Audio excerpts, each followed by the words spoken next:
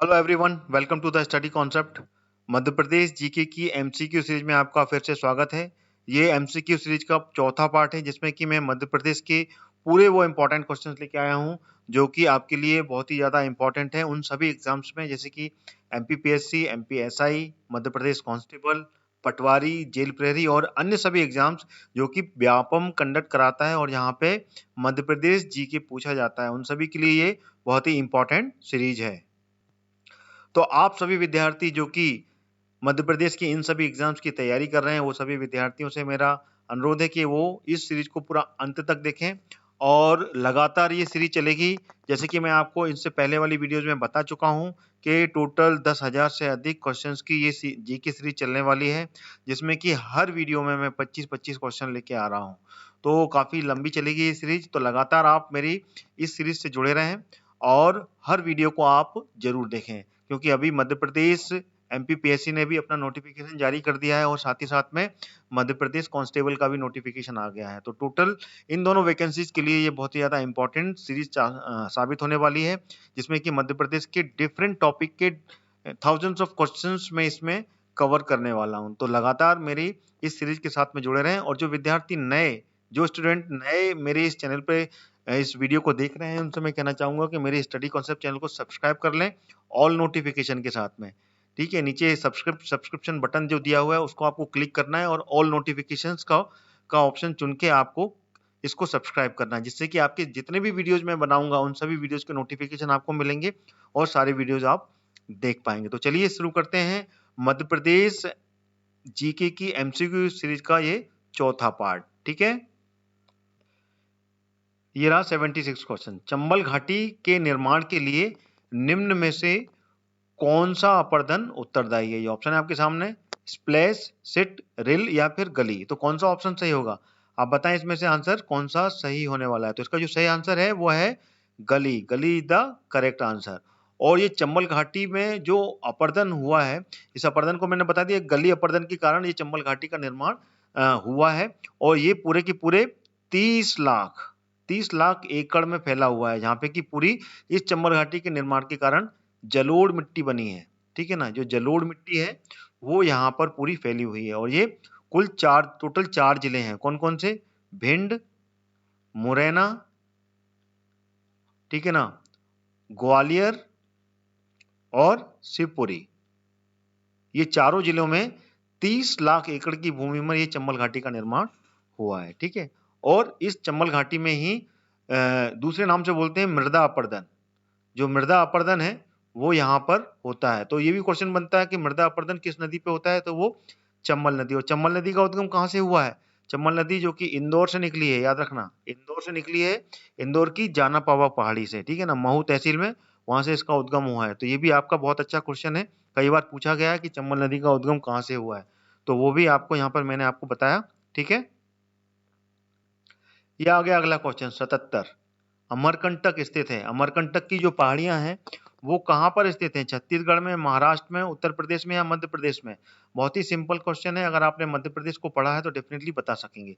तो इसका सही उत्तर है मध्य प्रदेश। ठीक है ना, मध्य प्रदेश में ही स्थित है अमरकंटक। और ये अमरकंटक की पहाड़ियां कहाँ पर है? अमरकंटक की पहाड़ी ये कहाँ पर है? ये है अनूपपुर जिले में। ये बिल्कुल पूछा जाता है, ये भी आप याद रख लीजिएगा, अनूपपुर जिले में स्थित है अमरकंटक की पहाड़ी। और यहीं से नर्मदा नदी का उद्गम हुआ है। नर्मदा नदी और कौन सी? सोन नदी। और कौन सी नदी? जोहिला। ठीक है ना, ये तीन जो नदियां हैं, ये तीनों नदियां अमरकंटक की पहाड़ियों से निकली हैं। तो सबसे बड़ी नदी मध्य प्रदेश की नर्मदा नदी, जो कि पूर्व से पश्चिम की ओर बहती है। और कितने किलोमीटर है मध्य प्रदेश में? 1077 किलोमीटर। और टोटल 3 राज्यों में कितना है? 1312 किलोमीटर रन करती है। क्लियर है? इसी तरीके से सोन नदी है, सोन नदी भी मध्य प्रदेश, उत्तर प्रदेश और बिहार 3 राज्यों को कवर करती है। क्लियर हो गया? और ये कितनी? 884 किलोमीटर का सफर तय करती है तीनों राज्यों में।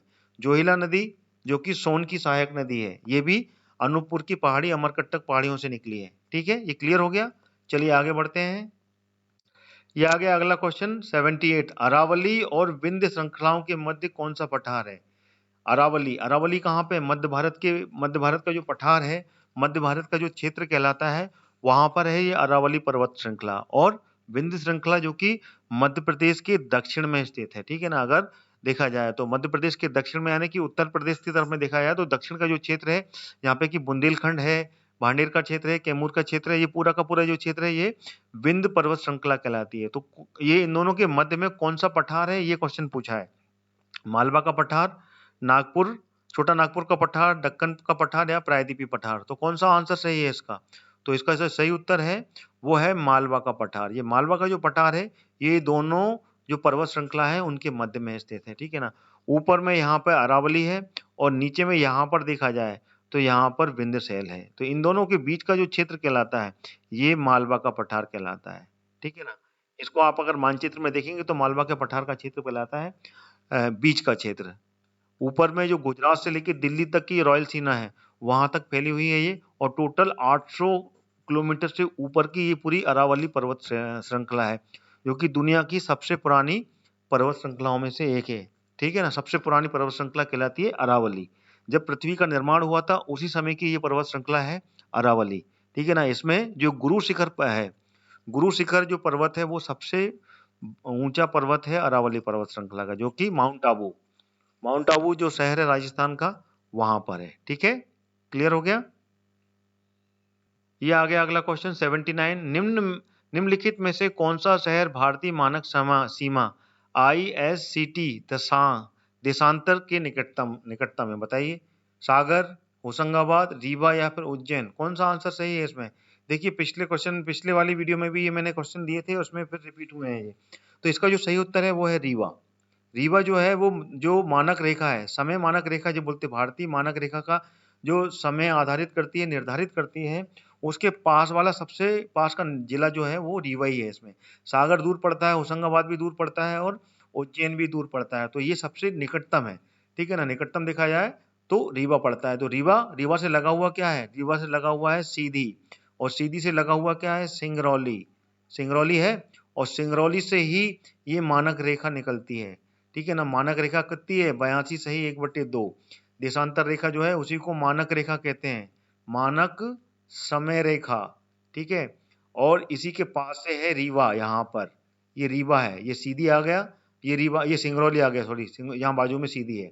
तो सिंगरौली से निकलती है ये रेखा, तो बिल्कुल करीब में जो रीवा पड़ता है ये बिल्कुल करीब है, इसलिए इसका आंसर रीवा है। ये आपको याद रखना है। मानक रेखा क्या कितनी है? 82 सही 1/2। आगे अगला क्वेश्चन आपके सामने 80वां क्वेश्चन है ये। सीधी और झाबुआ में सूर्य उदय का समय पर अगर विचार करें तो सही विकल्प चुनना है इसमें अपन को।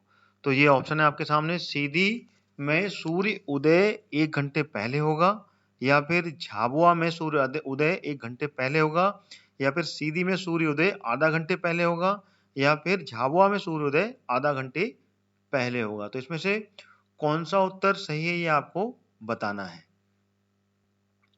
तो इसका जो सही उत्तर है वो है सीधी में सूर्य उदय आधा घंटे पहले होगा। This is the correct answer. वो क्यों होगा? क्योंकि सीधी जो जिला है वो मानक समय रेखा, जो मानक समय रेखा है, जो मैंने आपको इससे पहले वाले क्वेश्चन में बताई थी, उसके बिल्कुल पास है। क्योंकि सीधी, ये सीधी है, ठीक है ना, इसके बाजू से लगा हुआ है सिंगरौली, ये जो है ये है सिंगरौली मान के चलें, ठीक है ना। और ये लगा हुआ है सीधी, ठीक है। और यहीं से निकलती है मानक रेखा। कौन सी मानक रेखा है? मानक रेखा 82, देशांतर रेखा है ना, 82 सही 1/2। ये जो रेखा है ये देशांतर रेखा, ये यहाँ से निकलती है, ठीक है। तो इस कारण से इस मानक रेखा से ही समय का निर्धारण होता है पूरे भारत में। तो ये मानक रेखा के करीब में है, तो इसलिए यहाँ पर अगर सूर्य उदय पहले होता है तो जो झाबुआ है, झाबुआ में आधा घंटे बाद होगा, यानी कि टोटल जो अंतर होगा वो आधा घंटे के बाद का होगा। क्योंकि यहाँ से लेके यहाँ तक का जो समय में अंतर है वो 4 मिनट का है, 4 मिनट का अंतर कहलाता है ये, ठीक है ना। यहाँ से लेके और यहाँ तक का, ठीक है ना। दूसरी एक देशांतर रेखा और दूसरी देशांतर रेखा के बीच का जो समय अंतराल है वो 4 मिनट का है। तो सीधी और सिंगरौली के बीच में दूसरी देशांतर रेखा आ जाती है, ठीक है। इस कारण से यहाँ से लेके यहाँ तक का अंतराल जो टोटल है वो आधा घंटे टोटल 30 मिनट का रह जाता है, ठीक है। ये 30 मिनट का समय लगता है कहाँ तक? झाबुआ में। तो झाबुआ में सूर्योदय 30 मिनट बाद होगा। अगर यहाँ पे 30 मिनट पहले हो रहा है तो झाबुआ में 30 मिनट बाद होगा और सिंगरौली में 34 मिनट पहले हो जाएगा। याद रखना ये, ठीक है। ये क्लियर हो गया। यानी कि एक देशांतर रेखा और दूसरी देशांतर रेखाओं के बीच का अगर समय का को मापा जाए तो वो 4 मिनट का है। 4 मिनट का समय लगता है उसमें, ठीक है। तो टोटल 34 मिनट। अगर सूर्य उदय का समय बता रहा हूँ, सूर्य उदय का जो समय है उसमें 4 मिनट का समय लगता है उठने में। 4 मिनट बाद में यहाँ आएगा, फिर अगले 4 मिनट बाद में अगली देशांतर रेखा में। इस तरीके से यहाँ की जो देशांतर रेखा है वहां तक पहुंचने में टोटल जो कैलकुलेशन है वो 34 मिनट है मानक रेखा से, और सीधी से जो है वो 30 मिनट का है। क्लियर हो गया। तो टोटल सीधी में सूर्योदय आधा घंटे पहले होगा। क्लियर हो गया। ये इसका सही उत्तर है। ये आ गया अगला क्वेश्चन 81। मध्य प्रदेश की सीमाएं किस राज्य से नहीं मिलती हैं, ये अपने को बताना है। उत्तर प्रदेश, गुजरात, उड़ीसा या महाराष्ट्र। अगर आपने मध्य प्रदेश को अच्छे से पढ़ा है तो आप में से सारे विद्यार्थी इसका आंसर आराम से दे पाएंगे। तो इसका जो सही उत्तर है वो है Orissa. Orissa is the correct answer. Orissa ही है जिसकी सीमा मध्य प्रदेश से नहीं जुड़ती। इन ऑप्शन में देखो, उत्तर प्रदेश की जुड़ती है, गुजरात की जुड़ती है और महाराष्ट्र की जुड़ती है। तो मध्य प्रदेश से कुल 5 राज्यों की सीमा जुड़ती है। वो 5 राज्य कौन कौन से हैं? कौन कौन से हैं? देखिए यहीं पे आ गया, एक यूपी हो गया, ठीक है ना। यूपी के बाजू में जो लगा हुआ है वो है राजस्थान, ठीक है ना। यहाँ पे नहीं दिया हुआ। राजस्थान के बाद में गुजरात, ठीक है ना। गुजरात के बाद में बाजू से जो लगा हुआ है वो कौन सा है? महाराष्ट्र, और फिर सीजी छत्तीसगढ़। क्योंकि छत्तीसगढ़ जब मध्य प्रदेश का हिस्सा था तब इसकी जो सीमा थी उसमें उड़ीसा की सीमा लगती थी, लेकिन अब छत्तीसगढ़ जैसे अलग हुआ है तो छत्तीसगढ़ से उड़ीसा की सीमा लगती है। याद रखना, ना कि मध्य प्रदेश की। तो मध्य प्रदेश की सीमा से ये 5 राज्य जुड़ते हैं, ठीक है।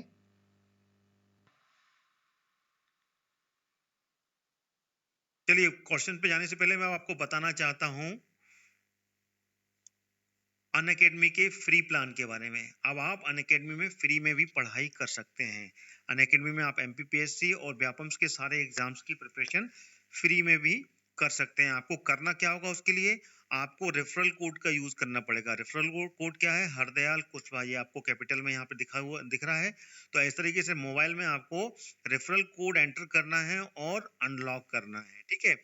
इसमें आपको क्या क्या मिलेगा ये मैं आपको आगे बताता हूं। देखिए benefit of the free plan, 500 से अधिक यहाँ पर फ्री लाइव क्लासेस आपको हर हफ्ते मिलने वाली है, जिसमें कि आपको पूरे के पूरे डाउट क्लियर होंगे। डाउट क्लियरिंग के सेशन चलेंगे और साथ में नोट्स भी आपको प्रोवाइड कराएंगे जो कि अनअकैडमी में टॉप एडुकेटर्स जुड़े हुए हैं, ठीक है ना।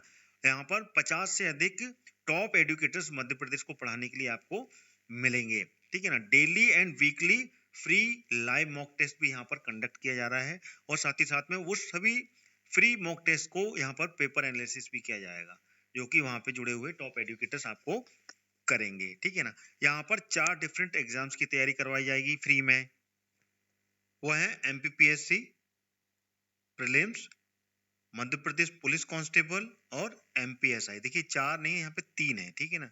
टोटल जो एग्जाम है अभी 3 एग्जाम है। एक एग्जाम और था यहाँ पर, वो था मध्य प्रदेश जेल प्रहरी, ठीक है ना। जेल प्रहरी का एग्जाम खत्म हो गया है अभी, तो जेल प्रहरी की भी आपको साइमल्टेनियसली तैयारी की जाती है, क्योंकि पूरे के पूरे जो कंटेंट है वो मध्य प्रदेश की पूरे एग्जाम्स की, जो भी एग्जाम है मध्य प्रदेश के सारे एग्जाम्स की तैयारी यहाँ पर आपको लाइव फ्री में मिलने वाली है, तीनों चारों की, ठीक है। और यहाँ पर फ्री लाइव क्विज 20,000 से अधिक यहाँ पर फ्री क्विज भी मिलने वाले हैं, जिसमें कि सारे के सारे सब्जेक्ट कवर होने वाले हैं। और क्या मिलने वाला है? Daily T20 free test series, जिसमें कि 20 क्वेश्चंस 20 मिनट में, Monday to Saturday 8 PM followed by the paper analysis session. यानी कि 8 बजे से रोज आपको मंडे टू सैटरडे यहाँ पर T20 टेस्ट सीरीज मिलने वाली है, जिसमें कि 20 क्वेश्चंस 20 मिनट में हल करने हैं और उसके बाद में इसका पेपर एनालिसिस भी आपको टॉप एजुकेटर दिलवाएंगे। टॉप एडुकेटर कौन कौन से हैं यहाँ पर अपने पास में, ये अपन देख लेते हैं। मध्य प्रदेश में अनअकैडमी से जुड़े हुए शुभम गुप्ता जी, पवन चौधरी, अभिषेक कुमार सिंह जी, ठीक है ना। ये सारे 6 से 8 साल तक का इनको इससे ज्यादा का एक्सपीरियंस है, यानी कि 8+ ईयर का एक्सपीरियंस रखते हैं सारे के सारे टॉप एडुकेटर्स। तो आप समझ सकते हैं यहाँ पर आपको फ्री में जो भी आपको यहाँ पर एजुकेशन मिलने वाली है वो किस लेवल की मिलने वाली है। यहाँ पर आपको geography, polity current affair Shubham Gupta ji देंगे आपको। पॉलिटी ज्योग्राफी इकोनॉमी इसकी क्लास पवन चौधरी जी लेने वाले हैं, अभिषेक कुमार सिंह जी ये पॉलिटी करंट अफेयर्स और इकोनॉमी की क्लास आपको लेने वाले हैं। अन्य top educators Hari Singh Rajput ji, Amit Shukla ji, Roop Singh ji. Computers polity history Amit Shukla ji देंगे आपको, ज्योग्राफी हिंदी और एमपी हिस्ट्री और एमपी जीके, एमपी हिस्ट्री और जीके हरि सिंह राजपूती। इस तरीके से ये सारे टॉप एजुकेटर्स आपको लगातार आपको मध्य प्रदेश के एग्जाम्स में हेल्प करने वाले हैं फ्री क्लास में। गरिमा सिंह जी, प्रमोदा राणा जी, राहुल कुरैशी जी, साहिल कुरैशी जी, तो ये सभी आपको अच्छे खासे एक्सपीरियंस्ड टीचर आपको मिलेंगे जो कि आपको वो सारे सब्जेक्ट्स पढ़ाएंगे जो कि आपके एमपीपीएससी और व्यापम्स के एग्जाम्स के लिए बहुत ज्यादा जरूरी है, और सारी की सारी फ्री यानी कि फ्री क्लासेस में आपको वो सारे के सारा कंटेंट मिलने वाला है। ठीक है, daily watch daily free live classes, interact with the top educators, free live class मिलने वाली है। उस लाइव क्लास में आप जो भी टॉप एजुकेटर्स आपको पढ़ाएगा उससे आप इंटरेक्ट करेंगे, यानी कि आपके मन में जो भी डाउट है, ठीक है ना, क्वेश्चंस किए जाएंगे, क्वेश्चंस के आंसर आप देंगे। If you have some doubt related to the some part of the questions you can ask directly, आप सीधे के सीधे उनसे क्वेश्चंस भी पूछ सकते हैं ना। Free live classes top educators कौन कौन सी, एमपीपीएससी, एमपी पुलिस, एमपीएसआई और एमपी जेल पेरी, इन सभी के लिए आपको यहाँ पर फ्री क्लास मिलने वाली है। ठीक है ना, और साथ में आपको सीधे के सीधे टॉप एजुकेटर से इंटरेक्ट करने का भी यहाँ पर मौका मिलने वाला है, वो भी फ्री में। ठीक है, फ्री मॉक टेस्ट सीरीज भी यहाँ पर कंडक्ट होने वाली है, किसके लिए, एमपीपीएससी 2023, यानी कि एमपीपीएससी की प्रीलिम्स की तैयारी आप यहाँ पर आराम से कर सकते हैं। ठीक है ना, एमपीपीएससी की प्रीलिम्स की तैयारी के लिए आपको फ्री में पूरा का पूरा मौका मिलने वाला है। 20 क्वेश्चंस 20 मिनट्स में analysis bye top educators every night 8:30 PM। ठीक है, तो ये पूरा का पूरा MPPSC prelims, constable, sub inspector, इसकी पूरी फ्री में आप यहाँ पर पूरी प्रैक्टिस कर सकते हैं। ठीक है, और साथ ही में आपको करना क्या होगा इसमें, आपको सबसे पहले आपको मैंने बता दिया है अनअकैडमी का जो ऐप है वो इंस्टॉल करना पड़ेगा। Download the Unacademy learner app. ठीक है, जो लर्नर ऐप है वो आपको यहाँ पर इंस्टॉल करना है।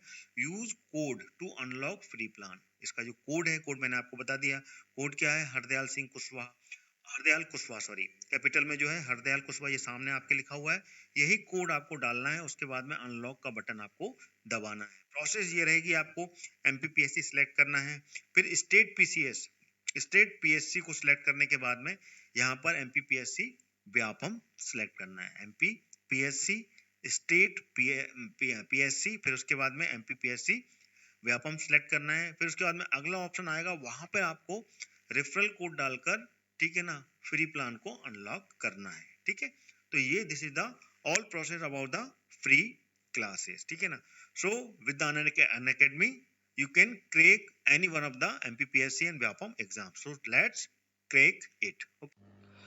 अब आ गया अगला क्वेश्चन आपके लिए, मध्य प्रदेश की सीमा निम्न में से किस राज्य से मिलती है, पंजाब, पश्चिम बंगाल, केरल और महाराष्ट्र। तो अभी मैंने पिछले क्वेश्चन में आपको आंसर बता दिया था इसका, तो आप बता सकते हैं आसानी से।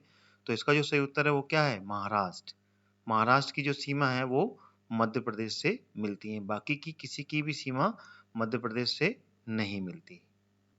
अगला क्वेश्चन आ गया आपके सामने 83, मध्य प्रदेश राज्य का भौगोलिक क्षेत्रफल कितना है। देखिए ये कई बार पूछा जाता है एग्जाम में, इसलिए इसका आंसर आपको आना चाहिए। तो इसका जो ऑप्शन है क्या क्या है, 308,252 स्क्वायर किलोमीटर, या फिर 408,252 स्क्वायर किलोमीटर, या फिर 508,252 स्क्वायर किलोमीटर, या फिर 358242 स्क्वायर किलोमीटर। तो इसका जो आंसर है वो कौन सा होगा, तो इसका जो सही उत्तर है वो ऊपर वाला 308,252 स्क्वायर किलोमीटर, ये इसका सही उत्तर हो जाएगा। इस फिगर को आप बिल्कुल अपने दिमाग में इसका फोटो खींच लीजिए।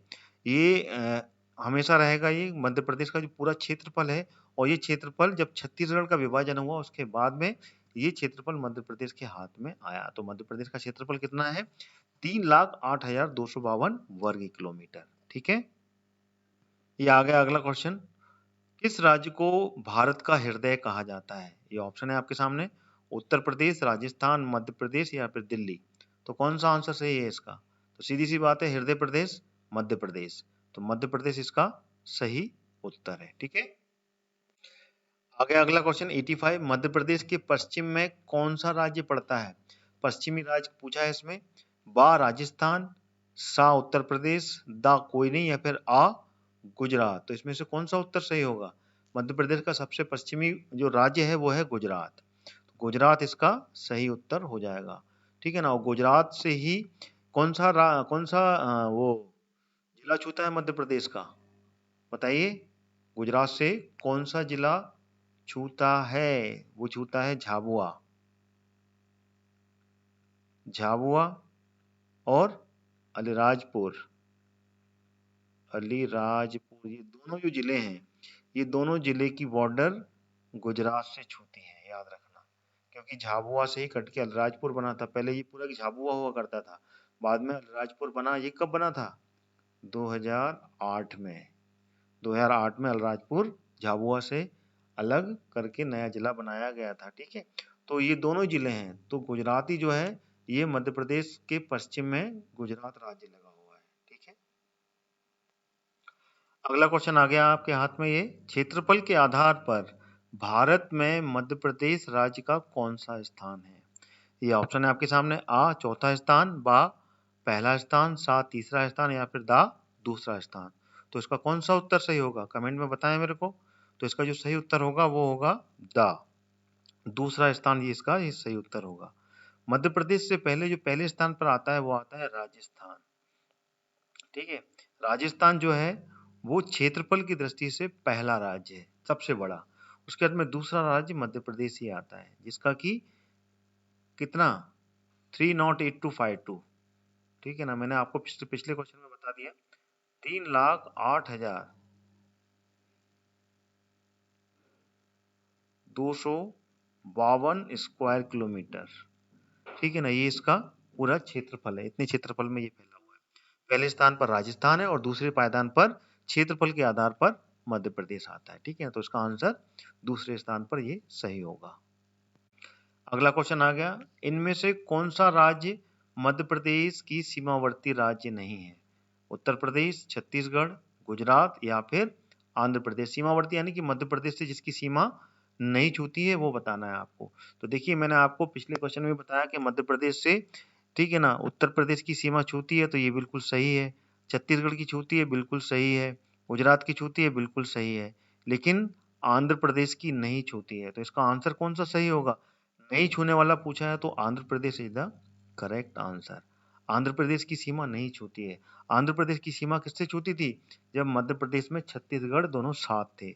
छत्तीसगढ़ जब अलग हुआ तो आंध्र प्रदेश की सीमा इससे नहीं छूती है। तो इसकी सीमा किससे छूती है? सीजी से, छत्तीसगढ़ से छूती है। ठीक है, क्लियर हो गया? पूरा सीमा पर ही क्वेश्चन बन रहे हैं। देखिए, 88वां क्वेश्चन है, मध्य प्रदेश की दक्षिण में निम्नलिखित में से कौन सा राज्य है? दक्षिण में, मध्य प्रदेश के दक्षिण में कौन सा राज्य लगा है ये बताना है। राजस्थान, गुजरात, छत्तीसगढ़, या फिर महाराष्ट्र। इजी क्वेश्चन है, इजीली आप बता सकते हैं अगर आपको मालूम है। तो दक्षिण में जो राज्य लगा हुआ है वो महाराष्ट्र लगा हुआ है। Maharashtra is the correct answer. ठीक है ना, और पश्चिम में जो लगा हुआ है वो गुजरात लगा हुआ है। उत्तर में उत्तर प्रदेश है। ठीक है, और पूर्व में छत्तीसगढ़ है। ठीक है ना, छत्तीसगढ़ पूर्व में लगा हुआ है। और उत्तर पश्चिम में राज्य लगा हुआ है राजस्थान। तो इस तरीके से सारी दिशाएं आपको मैंने अभी बताई। ठीक है ना, तो ये सब आपको याद होना चाहिए। और दक्षिण में ही नदी का बहाव कौन कौन सा है मध्य प्रदेश में? वैनगंगा नदी, वर्धा नदी, पेंच नदी, और ये सारी नदियां मध्य प्रदेश की हैं। वैनगंगा नदी सिवनी से निकलती है, पेंच नदी सिवनी से निकलती है, वर्धा नदी वर्धन शिखर बैतूल से निकलती है। तो ये सब चीज़ों के बारे में आपको जानकारी मिलेगी मेरे सारे वीडियो से। प्लेलिस्ट से जाइए और सारे वीडियो जो कि मध्य प्रदेश की नदियों पर हैं और मध्य प्रदेश के अन्य सारे वीडियो, मोर देन 350 वीडियोज़ हैं जो कि हर टॉपिक पे मैंने बनाए हैं। ठीक है ना, आप मेरा पूरा चैनल में प्लेलिस्ट में जाइए और वहाँ से एमपी जीके के नाम से पूरा फ़ोल्डर है वो, उस फ़ोल्डर में पूरे वीडियो पड़े हैं। वहाँ से आप पूरा मध्य प्रदेश के एक-एक टॉपिक पर वीडियोज़ देख सकते हैं और उससे पूरी स्टडी कर सकते हैं। ठीक है? चलिए आगे बढ़ते हैं। ये आ गया अगला क्वेश्चन। निम्नलिखित में से मध्य प्रदेश के किस जिले की सीमा उत्तर प्रदेश को स्पर्श नहीं करती है?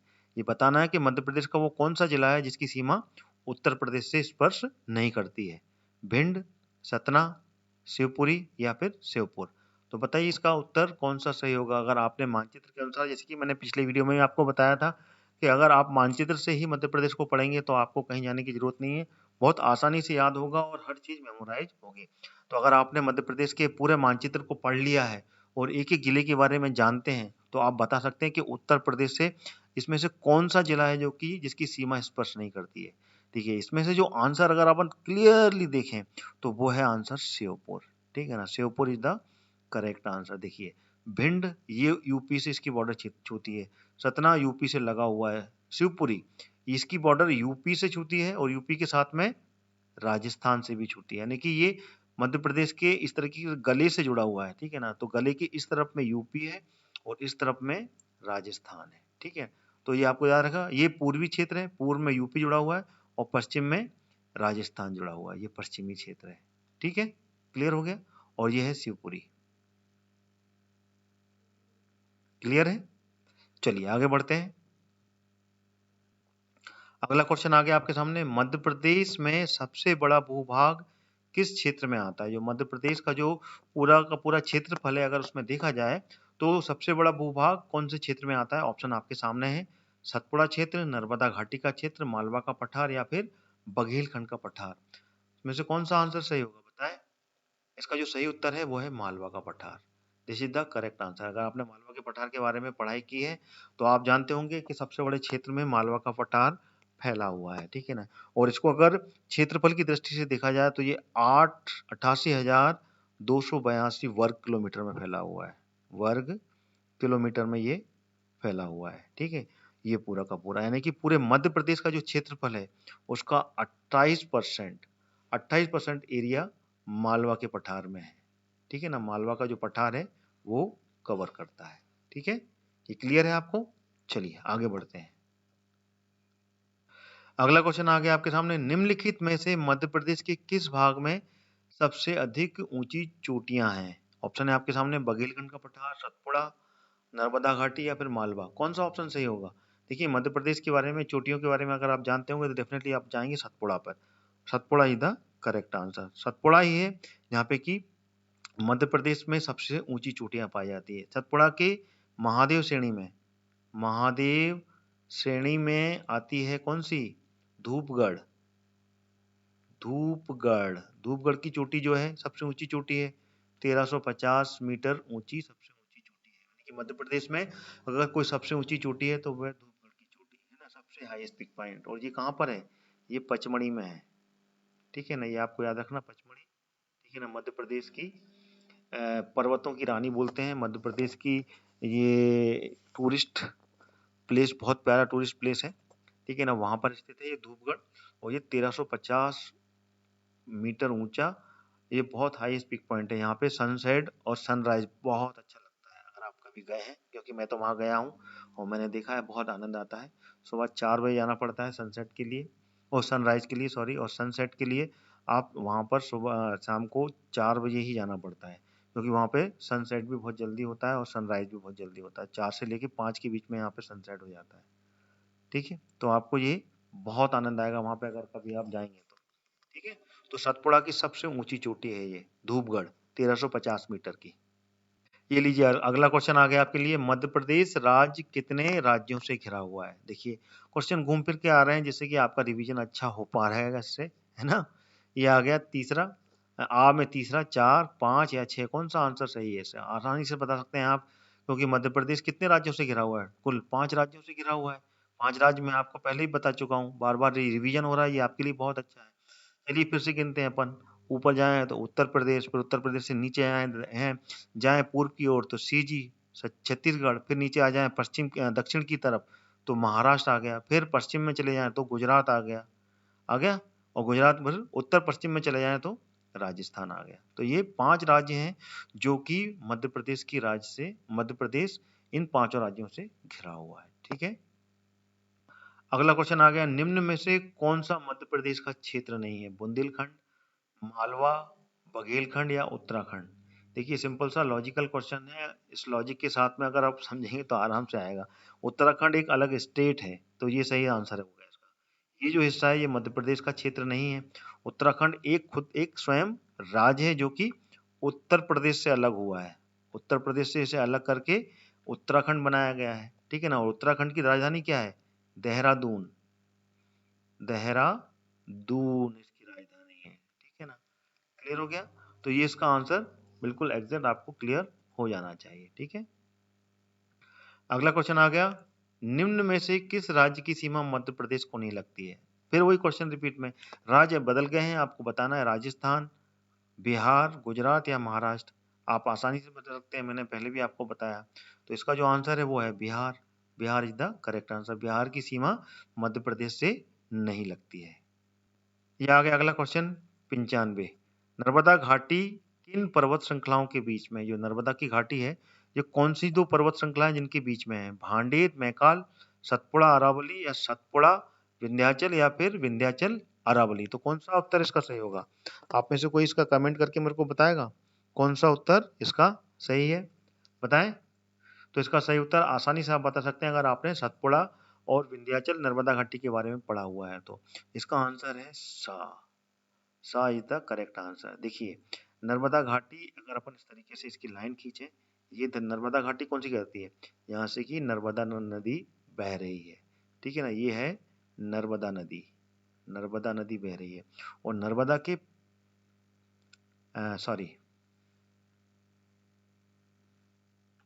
नर्मदा के दक्षिण में क्या है? सतपुड़ा है। सतपुड़ा पूरा दक्षिण में है। और नर्मदा के उत्तर में क्या है? उत्तर में है विंध्याचल, ठीक है। ये आपको याद रखना है। सतपुड़ा दक्षिण में है और उत्तर में विंध्याचल है। तो इन दोनों पहाड़ियों के बीच में ये नर्मदा घाटी है, ये वाली, ठीक है ना। कि नर्मदा नदी इन दोनों के बीच में भ्रंश का निर्माण करती है, गहरे गाजर का निर्माण करती है और गहरे गड्ढों से होती हुई बेसिन बनाती हुई ये बहती हुई जाती है। और उसके बाद में महाराष्ट्र, फिर गुजरात, गुजरात के बाद में खंबात की खाड़ी अरब सागर में जाके मिल जाती है, ठीक है। तो ये क्लियर हो गया पॉइंट आपको, यानी कि सतपुड़ा और विंध्याचल पर्वत श्रृंखलाओं के बीच में है ये नर्मदा घाटी। क्लियर हो गया? और नर्मदा नदी कहां से निकली है? अनूपपुर। ये भी आपको याद होना चाहिए, अनूपपुर से है ये। अनूपपुर में कहां से? अमरकंटक, ठीक है। चलिए, अगला क्वेश्चन आ गया आपके सामने। नर्मदा घाटी का उदाहरण बताना है आपको। देखिए, भ्रंश कगार का उदाहरण है, या फिर ग्रीवा खंड का उदाहरण है, भ्रंश घाटी का उदाहरण है, या होस्ट का उदाहरण है। देखिए, मैंने कल पिछला जो क्वेश्चन है उसमें मैंने आपको काफी कुछ समझा दिया है, इजीली आप बता सकते हैं। मैंने बताया था आपको कि भ्रंश भ्रंश घाटी है, भ्रंश का निर्माण करती है। तो ये भ्रंश घाटी इसका एक उदाहरण है, ठीक है ना। भ्रंश यानी कि गार्ज, गार्ज का निर्माण करती है। भ्रंश यानी कि गहरे गहरे गड्ढे, गहरे गहरे गड्ढे हैं इसमें, ठीक है ना। बहुत गहरी है नर्मदा, याद रखना, वहां से ये बहती है। तो ये घाटी भ्रंश घाटी का एक उदाहरण है, ठीक है ना। ये आपको ध्यान रखना, गहरे गहरे गड्ढे यानी कि बेसिन, भ्रंश यानी कि बेसिन, बेसिन का निर्माण करती है ये। बेसिन का निर्माण होता है इस नर्मदा नदी में, ठीक है। और उसके बाद में ये खंबात की खाड़ी में जाके गिरती है अरब सागर में, अरब सागर में गिरती है ये, ठीक है। चलिए आगे बढ़ते हैं। अगला क्वेश्चन आ गया, बालाघाट जिले की जो सीमा है वो किस राज्य को छूती है, ये बताना है आपको। अगर आपने मानचित्र में बोल रहा हूँ ना, कि अगर आप मानचित्र से पढ़ाई करेंगे, मानचित्र के अनुसार पढ़ाई करेंगे, मध्य प्रदेश का पूरा आप मानचित्र ले लेंगे और उससे आप अगर पढ़ाई करेंगे तो आपको क्लियर होगा कि मध्य प्रदेश में कौन कौन से जिले किस किस राज्य को छूते हैं। ये ऑप्शन है आपके सामने, उत्तर प्रदेश, राजस्थान, छत्तीसगढ़ या गुजरात। बताइए, बालाघाट जिला किससे छूता है? आपको अगर मालूम है तो कमेंट करके मुझे बताएं फटाफट, जिससे आपका भी रिवीजन होगा। आप कमेंट बताएंगे, मैं तो बताऊंगा ही आपको। इसका आंसर जो है वो है Chhattisgarh, this is the correct answer. आप देखेंगे छत्तीसगढ़ यहाँ से लगा हुआ है ऐसे करके, और यहीं पर है बालाघाट, ठीक है ना। और बालाघाट छत्तीसगढ़ और महाराष्ट्र दोनों की सीमा से बनाता है। ये महाराष्ट्र है और ये है छत्तीसगढ़। तो महाराष्ट्र की भी सीमा है इसकी और छत्तीसगढ़ की भी है, दोनों की सीमा बनाता है। यानी कि दो राज्यों से बालाघाट जो मध्य प्रदेश का जिला है वो दो राज्यों से सीमा बनाता है, ठीक है ना, ये रहा बालाघाट, ठीक है ना। बालाघाट जो कि किससे, धारवाड़, ठीक है ना, धारवाड़ समूह की जो चट्टानें हैं, ठीक है ना, वो यहीं पाई जाती हैं। और धारवाड़ समूह की चट्टानों में ही सबसे ज्यादा मिनरल्स पाए जाते हैं, खनिज पाए जाते हैं। बालाघाट में कौन कौन से खनिज पाए जाते हैं? मैंगनीज वहां पाया जाता है, बॉक्साइट वहां पाया जाता है, तांबा वहां पाया जाता है, कोयला वहां पाया जाता है, तांबे की मलाज खंड, मैंगनीज की भरवेली, जो सबसे बड़ी खानें हैं वो वहीं पर है बालाघाट में। ठीक है, क्लियर हो गया आपको? चलिए आगे क्वेश्चन चलते हैं। अगर आपने पूरी की पूरी मध्य प्रदेश की मध्य प्रदेश की जितने भी मिनरल्स हैं उनके बारे में जानकारी चाहिए, तो मध्य प्रदेश जीके, सीधा ऑप्शन है मध्य प्रदेश जीके की प्लेलिस्ट पर जाइए, ठीक है ना। वहां से आप पूरे के पूरे वीडियोज, उसमें मध्य प्रदेश की खनिज पर मैंने पूरा एक अलग से वीडियो बनाया हुआ है, उस वीडियो को देखिए आप, और आपको समझ में आएगा कि मध्य प्रदेश में कौन कौन से खनिज पाए जाते हैं। अच्छे से मैंने उसमें समझाया है, ठीक है, आपको क्लियर हो जाएगा। तो आप मेरे चैनल को सब्सक्राइब कर लीजिए सबसे पहले। अगर आपको मध्य प्रदेश पढ़ना है तो आपको कहीं जाने की जरूरत नहीं है। Study concept one of the single platform, there you will get complete MPGK without any cost, only you will use your internet and watch all the video। कहीं नहीं जाना आपको, सारे वीडियो देखिए, आपको पूरा मध्य प्रदेश का जीके हम आपको देने वाले हैं, ठीक है। अगला क्वेश्चन आ गया 98, शहडोल जिला किस पगार नहीं है, ये पठार है, किस पठार के अंतर्गत आता है बताना है आपको।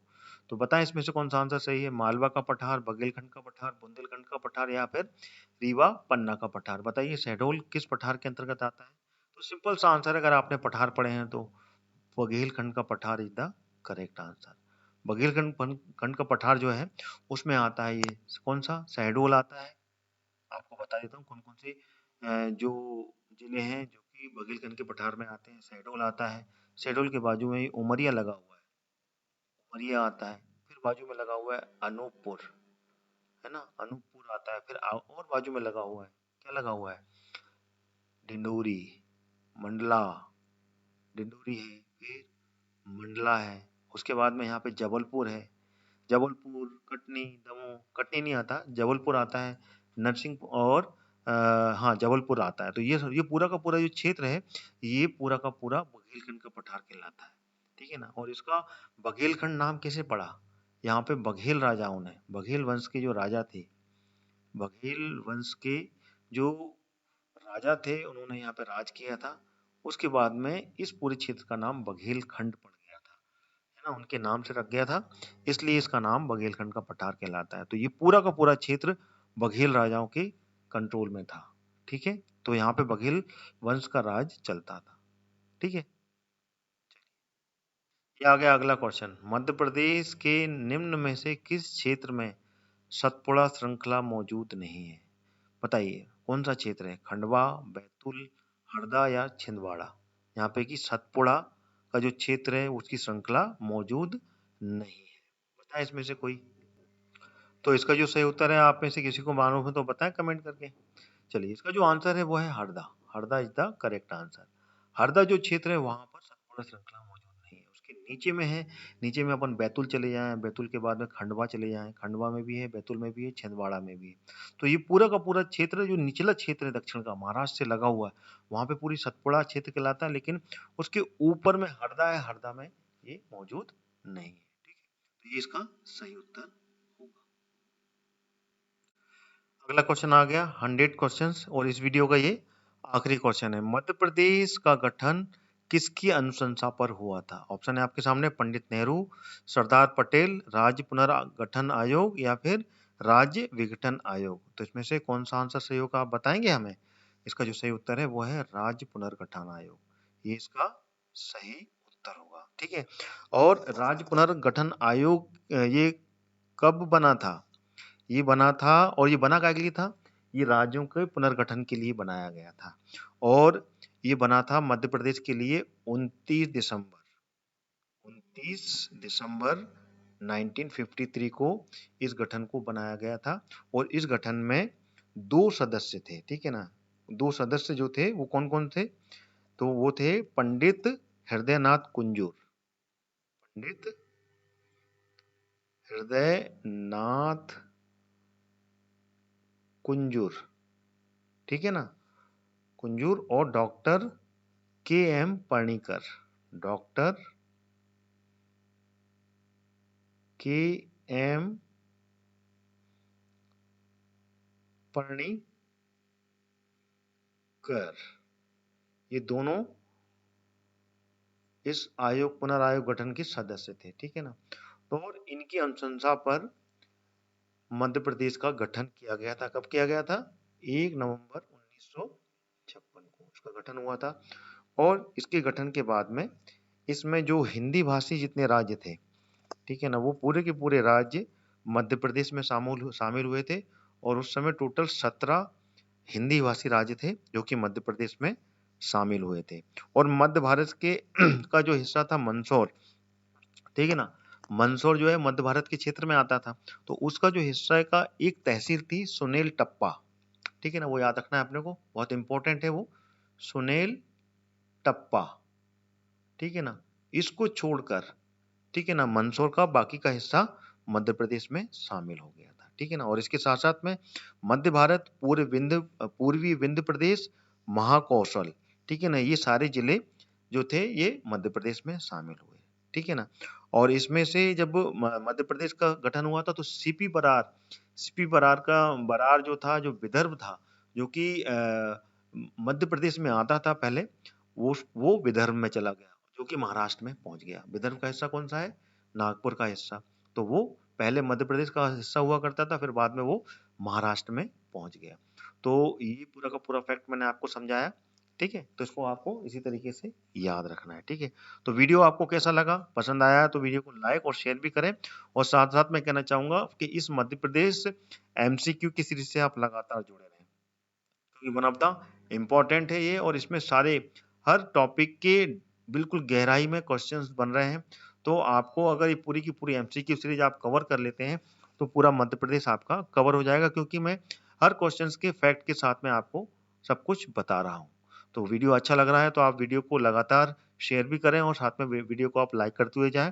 और साथ साथ मेरे स्टडी कॉन्सेप्ट चैनल को आप सब्सक्राइब कर लें अगर आप मध्य प्रदेश एमसीक्यू सीरीज को लगातार अटेंड करना चाहते हैं, क्योंकि आप अगर ऑल नोटिफिकेशन के साथ में सब्सक्राइब करेंगे तो सारे वीडियोज के नोटिफिकेशन मिलेंगे और आप सभी देख पाएंगे। वीडियो अच्छा लगा है तो वीडियो को आप लाइक और शेयर भी करें, दोबारा कह रहा हूं। तो इसी के साथ मैं अपना वीडियो में समाप्त करता हूं। जय हिंद, जय भारत।